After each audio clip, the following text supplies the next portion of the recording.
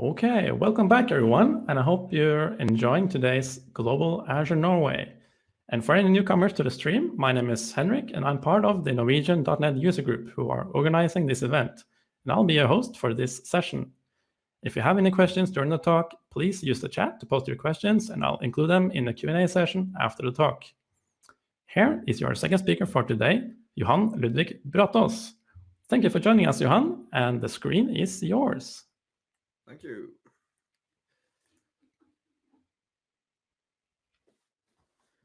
All right, you should be able to see my screen, and let's start. So today's topic is how to create a modern data platform in Azure. My name is Johan Ludvig. I'm a lead solution architect at Capgemini. You can find me on Twitter or on these other contact info. I also volunteer a bit like some others do. And when I'm not geeking out, I teach coeliacs how to bake gluten-free food. So, topic for today, modern data platform. How should we build it? But first, to understand the background of this, I'm going to talk a little bit about data warehouses and data lakes. So for those of you who think this is basic, I apologize, but hopefully we come to the good stuff pretty soon. So the data warehouse has been around since 1988 in one form or another. It has evolved over time, and we are now normally doing data warehousing using three main approaches. You have the dimensional approach, or Kimball. You have the normalized approach, aka Inman. And then you have Data Vault, which is now running on version 2.0. which is more of a cloud-ready approach than the other ones, or the previous version. So the data warehouse itself is subject-oriented, so it looks at data across the estate instead of a transactional system that looks just at transactions coming in. It is integrated, so it tries to merge all the data systems from the various sources behind and lift them up to a point where it's easier for people across the industry or the business to understand what the data is. It's time variant, so it looks at changes over time and looks at data in a time perspective and not just a right now picture. It is non-volatile, so we prefer not to delete anything. We rather insert and update, change to the new versions, and then you can have a historic view of changes of a certain subjective. And of course, it is summarized, so it's dealing with sums and aggregations, and it contains structured data. So schema on write, and it's relational data, so it's an RDBS system. And it stores historical data. And because it is an integrated subject-oriented system, all the data needs to be transformed to adapt to the data warehousing needs. And this is why also, before you present it and store it for presentation for users, you transform it before you land it in that stage. And a data warehouse is very good for business decisions and for understanding why or what happened. But because it's business decisions, it needs to have a focus on high quality of the data and to be exact on the numbers. So you need to know that when you're looking at the sales figure, it is actually 300,000 NOK and not roughly that amount. This leads to long development life cycles. Data warehousing has a reputation of being costly and lengthy projects, and business users forgetting what they actually asked for when they finally get what they ordered. This, in combination with increasing data volumes, meant that relational databases started struggling with performance. And a data lake gained foothold in or around 2011 to answer some of these pains that the data warehouses were struggling with, whether you're saying 3 Vs or 5 Vs or 4 Vs of big data, but at least let's look at volume, variety, and velocity of data. Data warehouses struggle to keep up. So the data lake comes in mainly two different versions. You have the raw data lake, and you have the business data lake, or if you want, a layered data lake. And the business data lake builds on top of a raw lake, so it lands all the information that you can as is with no modification. Again, raw data. It then encourages line of business to create point solutions. So if sales wants a sales dashboard, they can create their own solutions down in the data lake and pull the data and transform the data that they need. This lets the line of business decide on the cost performance for their problem, which means that IT can concentrate governance on critical points only, making sure that the data is available, that there is enough space available, and so forth. And in the business data lake, the corporate view or the enterprise data warehouse-ish view is just another line of business on top of the data lake. And all information is valid, so whether it's structured or unstructured, it's still information. However, you shouldn't assume that the data lake contains everything, even though we try to land as much as possible. And scale is driven by demand, so you should be able to both scale up and down according to the needs and demands of your users. And again, yes, data lakes in its basic form is just a repository of raw data, such as blobs or files. It's schema on read. You don't really need to think about the metadata of the files and the formats that you're landing in. That's something that you take care of whenever you need to read that data. And it can contain both the blobs, but also a relational database. Both raw, relational and unstructured, or structured and unstructured data is valid forms in the data lake. And of course, you store as much data as possible, and you don't transform anything in the raw layer. That will happen at the later layers in the data lake. And data lakes typically have various use cases and users on the various layers of the data lake. So data engineers and data scientists and advanced analysts might go down into the raw layer, whereas a regular business user normally doesn't see anything beyond the upper layer or the most curated data for their specific use case. Data lakes in themselves adapt very much to trends and ad hoc analysis. And because you don't have any data quality controls in place and you don't need to think about returning exact answers, you have a lot shorter time to market development cycles. And it is a great enabler for data science and self-service analysis.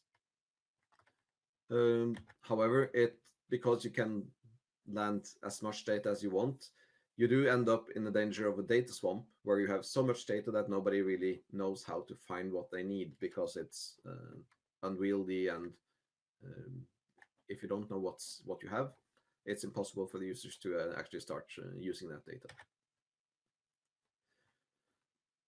So a data platform is an approach where you have the enterprise data warehouse, which is well established. So why should you, after have spent X amount of million Norwegian kroners or dollars on this, why should you throw away that development? And it works very well for its intended purpose, so business cases and looking at summaries of things. Data lake in itself cannot really fill the shoes of an enterprise data warehouse without taking on parts of the form and function of one. Bill Inman had a post on LinkedIn a couple of months ago where he claimed that data lakes is just another way of showing data warehouses, because in his view, everyone that creates a data lake needs to transform that data into a data warehouse kind of solution, which isn't true because they both have different functions to fill. But a data lake has a raw layer, so which is typically the same as data warehousing terms. It's called a staging area or an operational data store. So why not just use the raw layer of a data lake as the staging area for the data warehouse? These can be joined. So a data platform is an approach where you say that you take on the warehouse functionalities, and with that also the development cycles and quality controls and so on, as well as offering the data lake benefits of ad hoc analysis, self-service, data science, but there is also more. So typically in the data platform, you have your sources, whether that is a stream of data coming in or that is batch loads, doesn't really matter. You have a data orchestration tool of some sort to pull data from the sources, make sure that they go on schedule or on a trigger, land that data in the raw layer of the data lake. Then you have one or several functions to transform that data in an ETL/ELT approach. You might want to use a traditional ETL tool, or you might want to do massive parallel processing on big data in chunks. So you can use things like a Databricks cluster to do that. Then you land that data in the serving layer. That can be curated data lake layer, and it can be data marts in your SQL data warehouse, or it can be a combination. That depends. Then you enable analytics in the form of machine learning services, or you have your data marts aggregated up in analysis services or in Power BI. And then you have the end user tools to present data in, whether that be Power BI desktop, where people can then connect to the data lake or data marts and do self-service analysis, or if they just consume dashboards and reports that are pre-made for them in Power BI service. And typically, again, the different users have different needs. So data scientists and data engineers typically play around in the raw layer and upwards towards the serving layer, whereas business users and regular analysts tend to come in from the self-service or consume layer of this platform. So data platform delivers both regular analytics as well as big data analytics on top of your data lake. It is a great empower of self-service BI, again, because you can let your users gain access to the data in the shapes that they need for their analysis, as well as bring their own data into the mix. And it enables data science and ad hoc analytics, while still the data platform still needs proper services for performant data warehousing on large data sets. Again, that kind of quality and exact figures won't go away as long as you have that kind of business need. And of course, you still have the same challenges as you do in the data lake. If you just load data in without mapping it and knowing what you have, you will have a data swamp. Because again, how can users find and make use of that data? And how can they know the data quality and what data is used for trending and what is actually an exact truth from a business or enterprise perspective? So now to the main part, platform options on Azure. There are actually several different opinions or options available to you to run a modern data platform on Azure. The first one we'll look at is the data lakehouse. I'm a bit in two minds when it comes to that terminology, but it has caught attention. There are a lot of people who like it's quite catchy. But data lakehouse was coined by Databricks.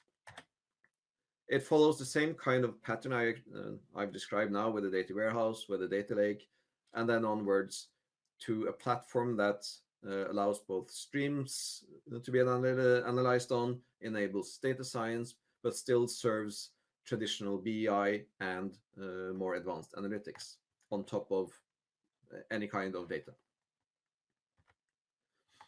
And the typical features described of a data lakehouse, it has transaction support, so it needs to get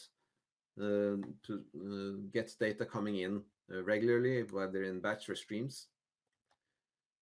It has schema enforcement and governance, so you make sure that the data is being landed in a proper format and being defined, so it's not a schema on reads, but a schema on write enforcement. But you also need to make sure that you have control of the schema and schema variations over time. It has BI support, again, traditional BI reporting needs. Storage is decoupled from compute, so you can store as much as you want and you only pay for what you process. It contains open formats, so it has to support both things like SQL, which is in itself an open format, but also support Parquet or other open source formats instead of proprietary formats. And it has to have support for diverse data types. And it needs to support diverse workloads, whether that be stream, batch, micro, near-time analytics, as well as real-time, and then down to micro batch and once-a-day batch. And it needs to have, again, data streams, but it has to have end-to-end, so from all the way from ingesting that data all the way through to the dashboards with live data. And if you don't have support for the end-to-end streaming, it's not part of what the definition of a data lakehouse is.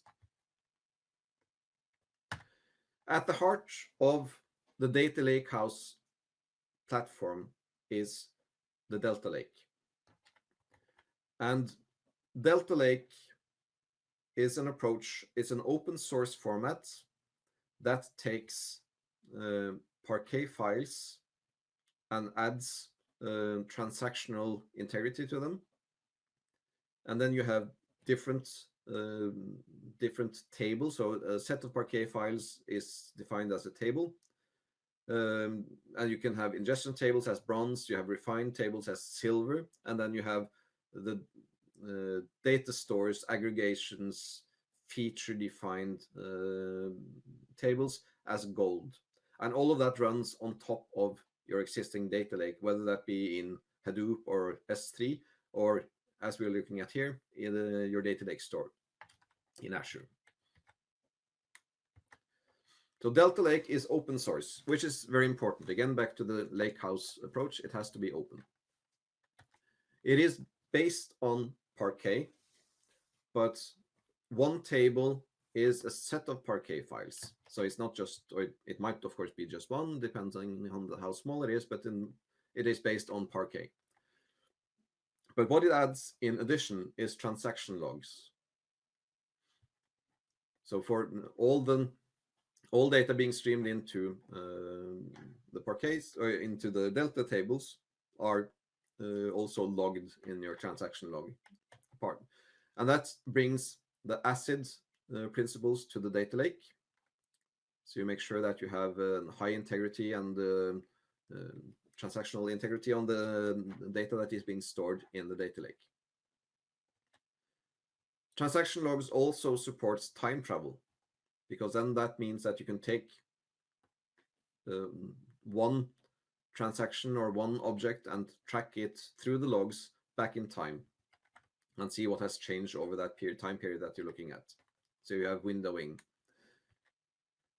Delta Lake is also able to handle both batch and streaming data sources, as well as being the source of streams that pick up data from that Delta Lake. And it has schema enforcement, so it makes sure that the data is being stored in the proper defined schema. But it also supports schema evolution, so if you want to add a column or if you want to change the data type of a column, it will be enforced throughout the different Parquet files that are underneath that Delta table. And it also supports updates and deletes, which isn't your typical way of approaching a Parquet file. And because of your transaction log, you also have an audit history. That means that you can go in and see when something has been updated or deleted, and probably, it can also handle logging on who did or what system did that insert or delete. So in your data platform, again, you have your different sources. You have your ingestion, be that handled by Data Factory. You can also use Databricks for a lot of this in itself. Transformation being handled by Databricks. Serving is handled within the Delta Lake on top of Spark tables, Spark compute nodes that answer when you are querying against the Delta Lake. You run your analytics in Databricks, but you can also do ad hoc analytics in Power BI against Delta Lake format, or you can query the Delta Lake through Spark or Databricks in this case. But why is the data lake house mentioned in this aspect? I know that Databricks is a separate company, even though it's run as a first line service in Azure. But Databricks has also defined Synapse as the only other solution right now that is data lakehouse compatible.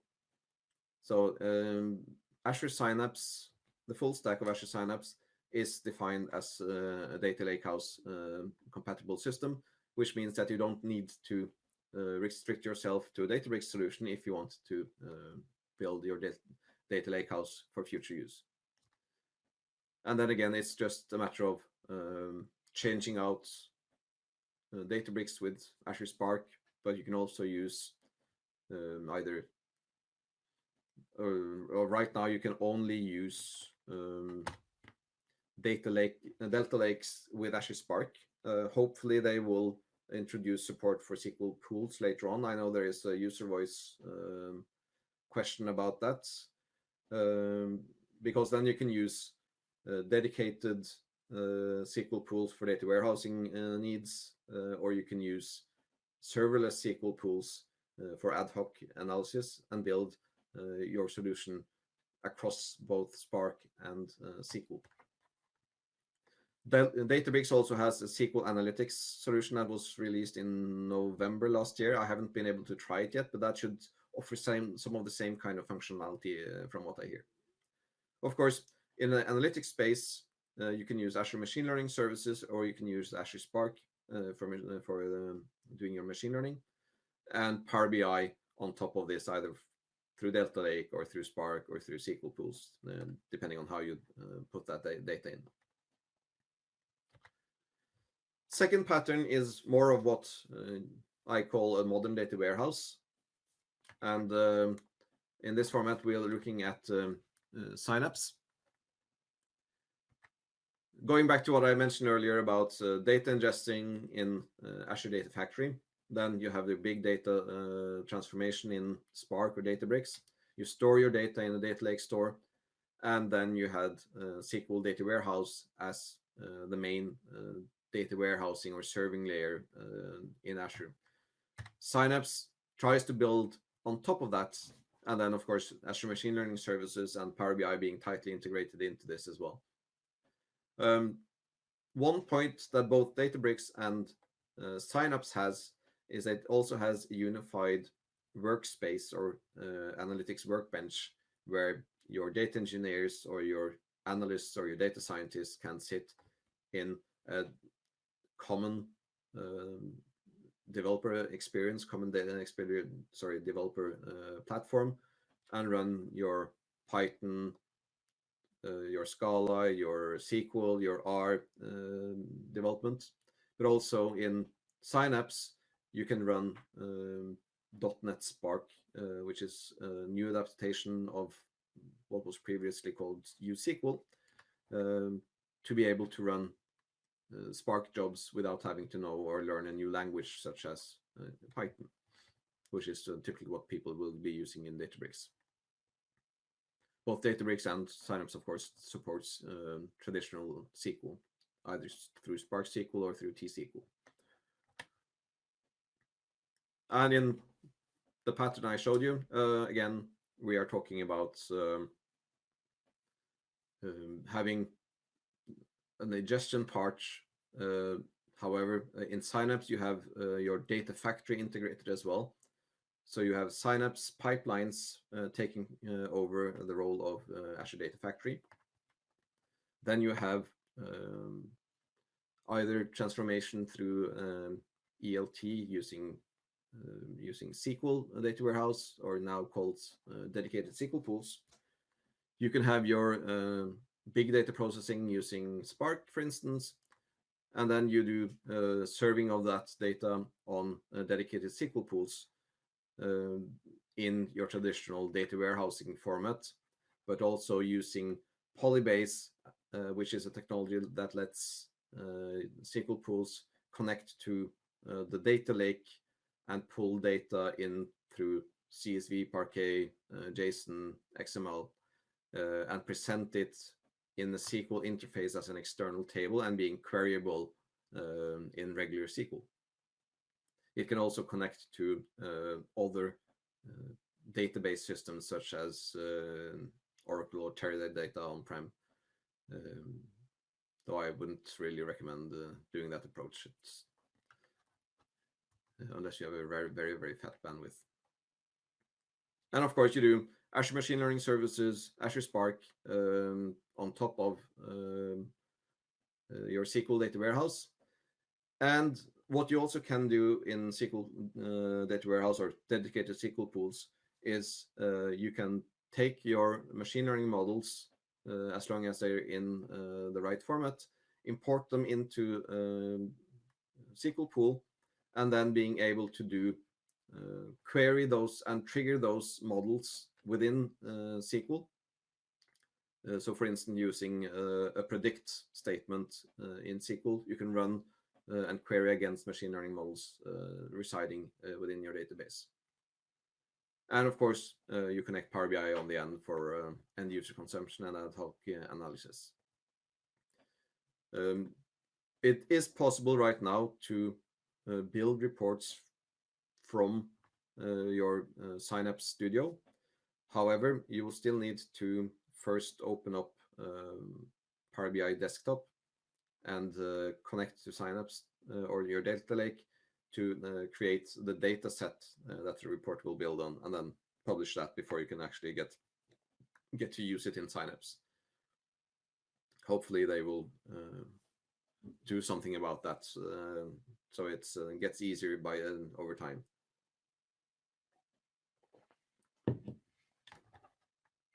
The third pattern on Synapse or in Azure is the logical data warehouse. And a logical data warehouse, again, using the same tools as in that you have in Synapse, lets you build a virtual abstraction layer on top of your data lake or on other data sources in Azure, which lets you have a virtual front either of your SQL data warehouse or dedicated SQL pools, or you can use your serverless SQL pools and build external tables on top of your data lake. So external tables, again, supports things like Parquet, JSON, XML, CSV, and you call them as external tables or open row set in SQL, and then you can build views in your serverless pools that can then on demand query and return that data for you. Or you can build materialized views or import the data into your SQL data warehouse, depending on your needs, and have it running on a more dedicated cluster of compute.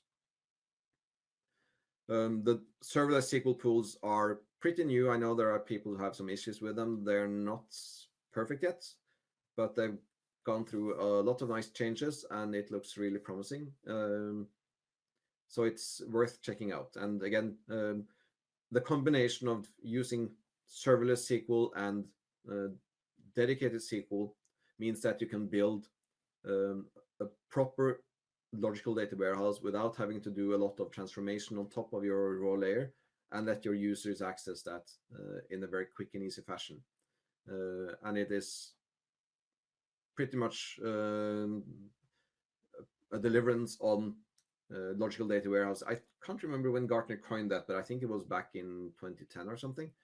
So it's an old concept, but I haven't seen a really perfect I haven't seen a really perfect adaptation of it yet. But the way that Synapse is approaching this and Microsoft is approaching this means that you are a lot closer to having something easy to set up without having to spend too much time on learning new technologies and new systems, or even purchasing more expensive licenses. So these are the three different patterns for your data warehouse or your data platform on Azure. But to have a proper data platform and have the keys to success, there are different aspects as well that you need to think about. And one of them is, of course, when you're building a platform or a house, you need a foundation. And that foundation consists of different services, such as encryption. And the different options available for you in Azure is, of course, and the default is data encrypted at rest. And all data in the data lake is encrypted at rest, as well as your SQL databases are also encrypted at rest. Though as soon as you load data into memory, that data is then unencrypted in memory. You can, of course, also bring your own key so that you take full control. That also means that Microsoft loses the ability to help you in case you need to you run into any problems, lose your key. But it is, of course, the safer option to protect your data.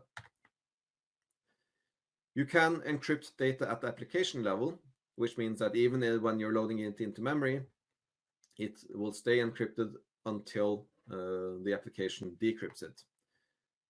In Azure, the only way of doing that right now is always encrypted in SQL Server. And always encrypted means that you can define a table or a set of columns, or even one single column within a table that has to be encrypted and stored encrypted.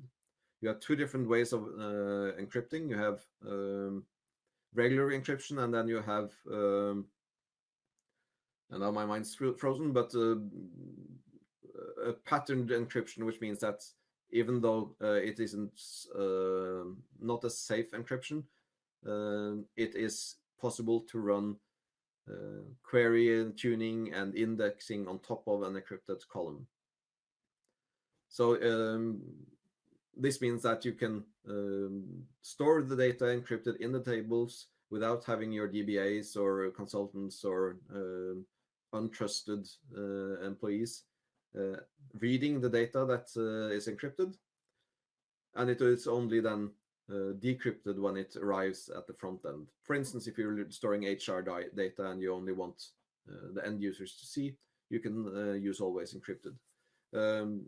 SQL Server now also, or sorry, Azure SQL comes with something called always encrypted safe enclaves, which means that within the database, within the memory, the data can be encrypted inside the SQL Server. For instance, if you're doing aggregated queries against an encrypted table, that data can be safely decrypted in an enclave, aggregated and returned an aggregated response to the user.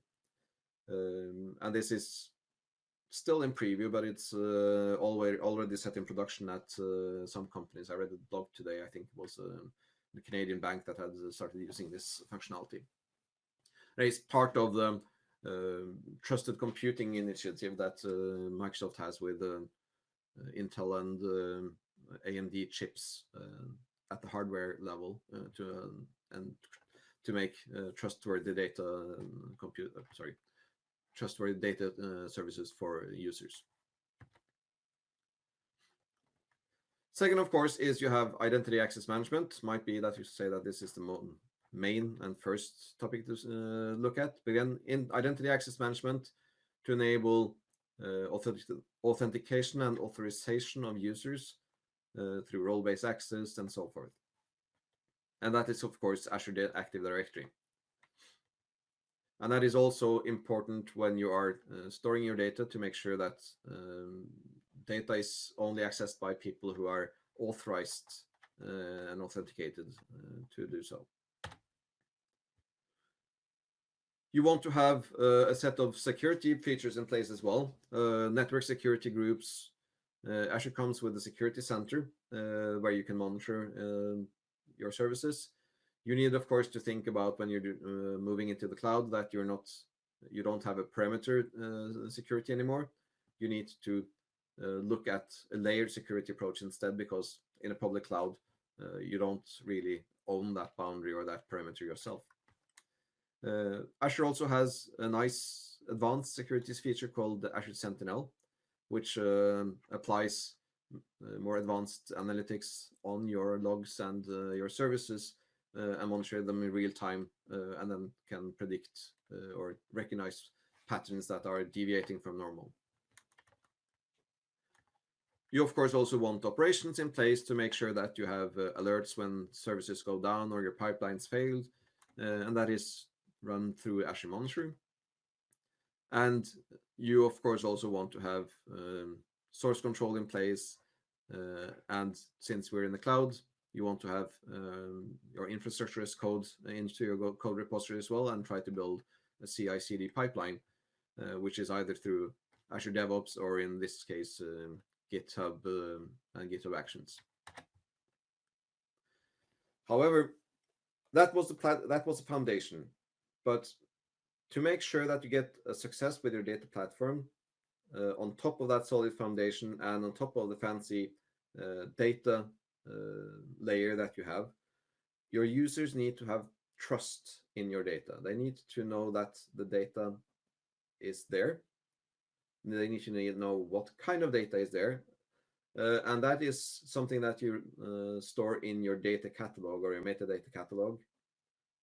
And your data catalog in Azure was previously known as Azure Data Catalog version 1. And after a long wait, because that was a very, very simple and quite chunky service, in November, or was it December, Microsoft launched Azure Purview as their new data catalog service built on Apache Atlas, the open source format. Azure Purview also contains a business glossary. Again, if you want to make sure that you have the right definitions of, on the boats, for instance, of what a passenger mix is, whether that be how many people from different countries have been sold, so how many people from Sweden, Denmark, and Norway are on board, and where have they purchased from, or if it is passenger mix as defined in how many lorry drivers, how many pensioners, how many families with children are on boards, to define on or to plan on if they're going to hit the bar or the tax-free or just stay in their cabin eating food they purchased at home. So these kind of definitions need to be put into your business glossary.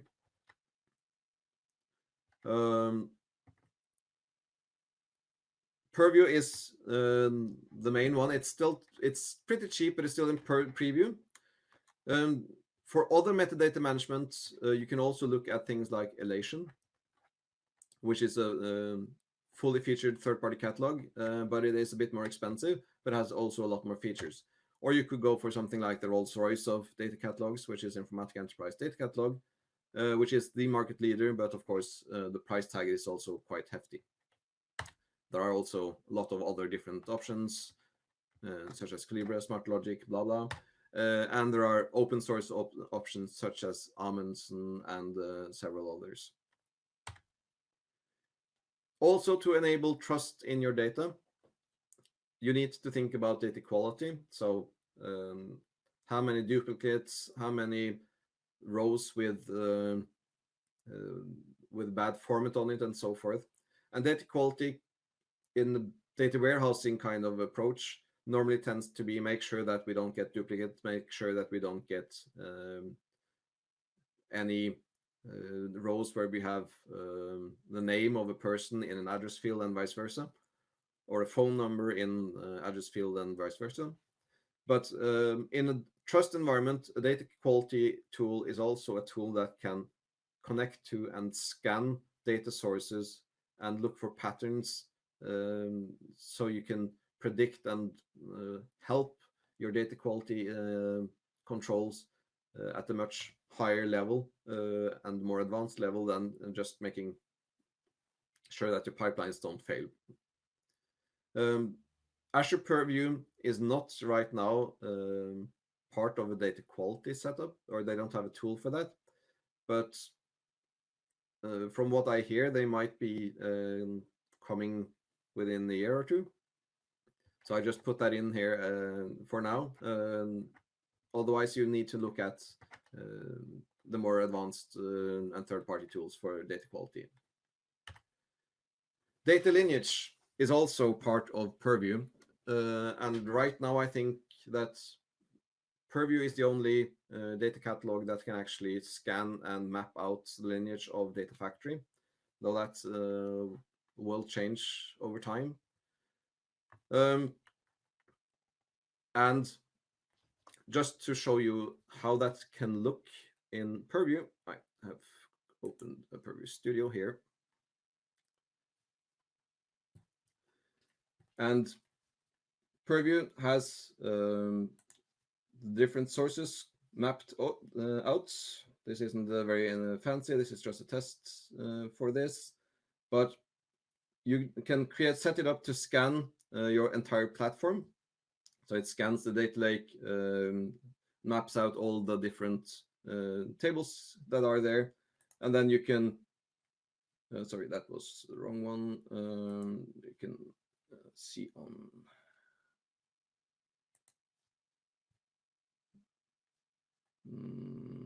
Now, where was I? Yeah. Let's see if it comes.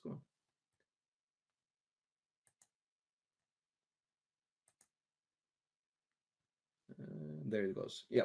So it maps out different information on the assets that are scanned, what kind of source types I have in my data lake, how many assets or files are in the data lake, and it can classify the assets as well. And on top of that, I can browse different assets. So in this case, I have Data Factory, I have Data Lake Store and Blob Store and the SQL Server. And to go through the lineage, you can go into your Data Factory.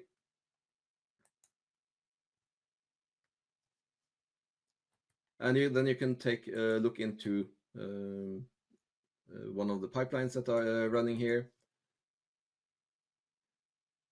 And it will, apart from showing you the assets and what it has read from that in metadata, it also has the lineage showing you the source, what the Data Factory copy activity is.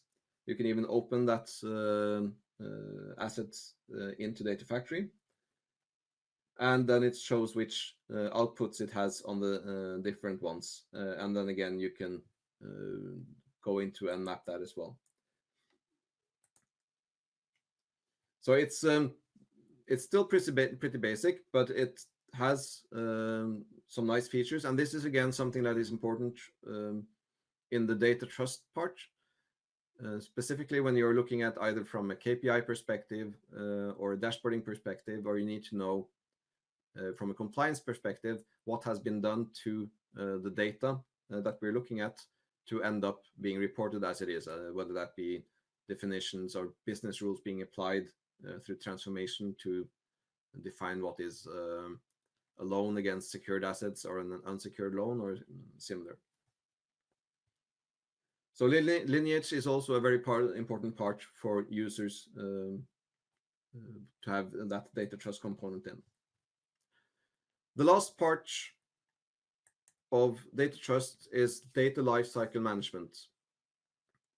And data lifecycle management is to make sure that the data that you have in your data lake is there that it is being used properly, and that you don't store data that has no value to you, because as long as data is just being stored, it's just another cost center. You don't get value out of your data until you start using it. And storing data in the data lake or in the database costs money, even though it's quite low. When the data volume increases, of course, the cost comes at the same thing. So a petabyte of data in Azure will be something like 100,000 kroner, so $10,000 or something per month in the hot tier. But storage account or data lake storage account has different tiers. So you have hot, cold, and archive, where the hot has a considerably higher storage cost, but the read and write cost on that data object is quite low. Whereas in cold and archive, you pay a lot less for the storage, but the read and write on that data object costs considerably more. And when you deal with archive mode as well, that is basically tape storage. So you also have quite a high lag to pull that data out and serve it afterwards.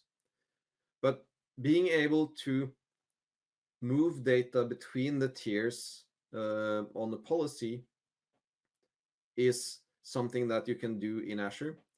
I'm not sure if they've opened up yet. I know that they mentioned that earlier, that they should be able to scan data on last access date. But you can also scan data on last update date using things like a logic app that triggers every month or something, and then move data in between storage accounts that are in different tiers, so that you make sure that you don't pay more than you need to.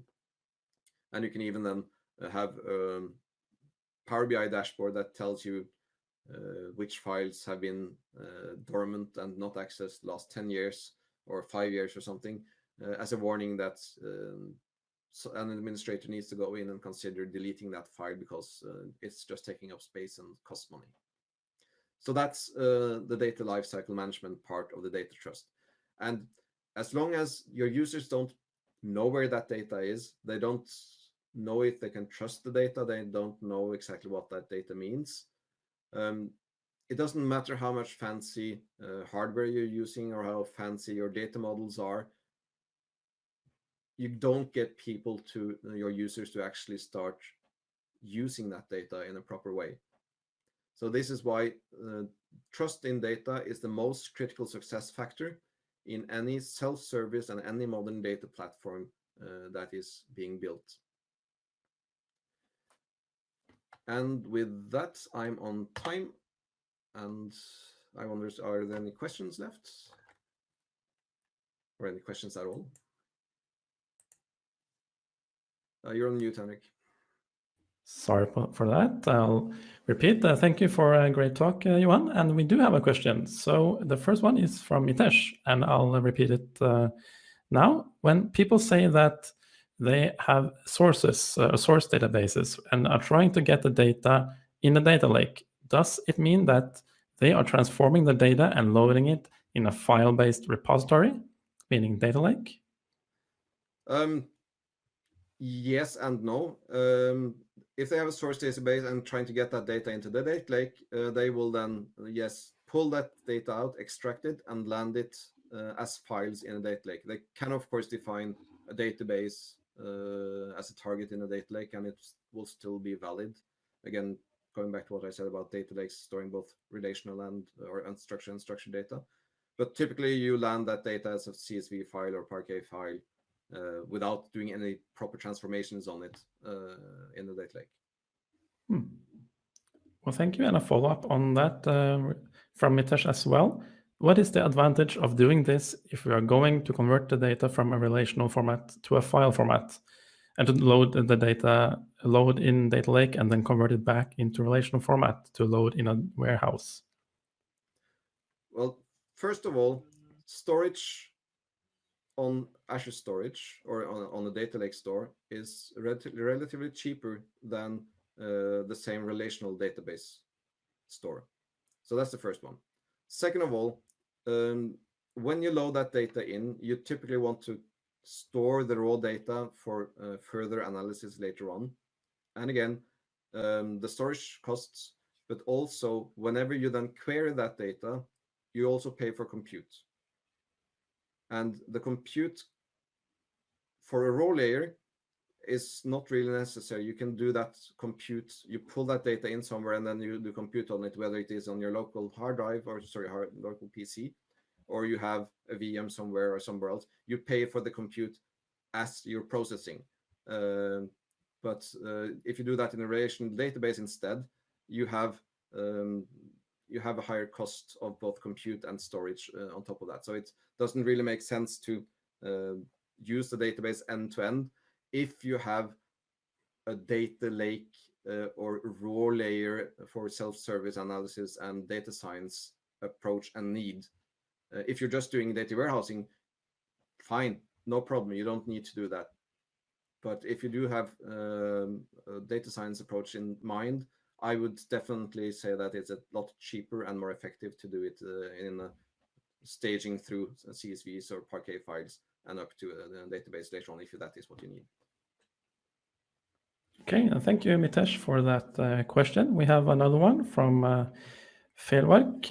In your experience, what are the practical differences with building pipelines in Synapse versus Data Factory? Do you think that Synapse will gradually dominate Data Factory? Well, pipelines in Synapse are still not 100% mature, but look for Catherine's session tomorrow. I can't remember what time slot she is in, but Katrine Wilhelmsen is doing a session on Azure pipelines or Synapse pipelines. So you can look at how it looks, but it's basically the same thing. So there's no huge difference in them. And then if Synapse will gradually dominate Data Factory, no, for the simple reason that there will be third-party needs. For instance, if you don't want to use Synapse, you want to use Databricks instead, or you don't need Synapse because you're only using a SQL database because Synapse is pricier than just plain Data Factory and SQL DB. Well, thank you. And as you mentioned, Catherine has that talk tomorrow at 6 p.m. So that's Pipelines and Data Flows, Introduction to Data Integration in Azure Synapse Analytics. So with that, we don't have any other questions from the audience, but I have a quick one if we do have some more time. So my question is to you, have you encountered any challenges with regards to sensitive data? And if yes, how did you approach access management for the data, and who or what was responsible for that? Yes, I have encountered. It depends on the use case and what kind of sensitive data we're dealing with. Are we just dealing with HR data that you have a valid reason for storing, or if it's business sensitive data that you just need to protect from parts of the business or outsiders, or if it's personal identifiable GDPR aspect kind of data. So all of these have different patterns on what you need to think about. HR and business critical data normally will be you restrict access on, you typically divide the data lake into a raw, into a sensitive and non-sensitive area, and then you tighten down on top of that folder, and then have a separate access controls on the catalogs or the folders underneath, depending on what sources you have. So you can fine grain that, as well as then doing encryption at application level on files that are extra sensitive. When it comes to GDPR kind of data, you also need to have knowledge of what data you have about whom, where, and what is being used for. And you need to also know how to be able to handle GDPR insight requests and things like right of deletion, right of rectification, or right of stop processing. And that is various techniques to do that, but one of the main thing is, again, make sure that you have logs and you analyze your data, and you have your data in the metadata catalog. And of course, data catalogs can also have access control on them, so sources can be so sensitive that you don't show them to regular users. But that control, as well as building triggers into your pipelines to make sure that you can run a pipeline to find that data source and delete the person from that file, typically. Yeah, well, thank you. Makes sense. And looks like I have to work a bit in order to get control of that in our project. So that was very helpful, and a great talk from you as well. So thanks a lot to you, Johan, and to your questions in the audience. We'll take a short break, and we'll be back with Heini and a new host at 7 p.m. on the hour. So thanks for tuning in, and see you soon.